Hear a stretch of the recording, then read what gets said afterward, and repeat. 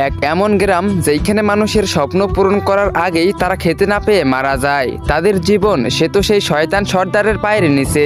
গ্রামের সকল মানুষ সেই সর্দারের কথা মতোই তার খেতে অনেক কষ্ট করে কাজ করে, আর রাত হলে তাদের ভাগ্যে একটা রুটিও জোটে না। গ্রামের সকল মানুষ শুধুমাত্র একটাই প্রার্থনা করত, হে উপরওয়ালা, আমাদেরকে ওই শয়তান সর্দারের হাত থেকে রক্ষা করো। কিন্তু এই সর্দারের ছোট্ট একটা রুলস আছে, যার কাছে টাকা পয়সা আছে তার কাছ থেকে সেটা সে জোর করে ছিনিয়ে নেয়, আর যার কাছে টাকা পয়সা নেই তাকে সে অনেক অত্যাচার করে তার কামলা বানিয়ে রাখে। আর এইভাবে সেই শয়তান সর্দার পুরো গ্রামকে রাজত্ব করতে থাকে আর অসহায় মানুষদেরকে মারতে থাকে।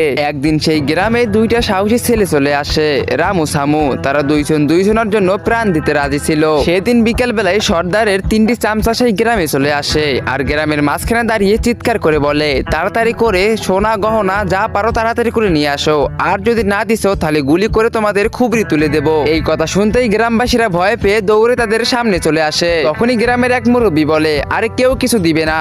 তখনই তারা হাসতে শুরু করে আর বলতে লাগে, কে আটকাবে? তুই? আরে দেখ কে আমাদেরকে আটকাতে চলে এসেছে। ঠিক তখনই সামু দূর থেকে একটি ফায়ার করে, আর এই ফায়ারের আওয়াজ শুনতেই সেই চামচারা একটু অবাক হয়ে যায়। তারপর রামু গান নিয়ে সামনে চলে আসে আর বলতে লাগে, কেউ যদি সামনে আসতে চাস তাহলে তোদের খুবরি তুলে দেব। তারপর সর্দারের চামচারা ভয় পেয়ে গ্রাম থেকে পালিয়ে যায় আর সর্দারের কাছে গিয়ে সবকিছুই খুলে বলে। সর্দার সবকিছু শোনার পর তাদেরকে জিজ্ঞেস করে আসলে তারা কয়জন ছিল।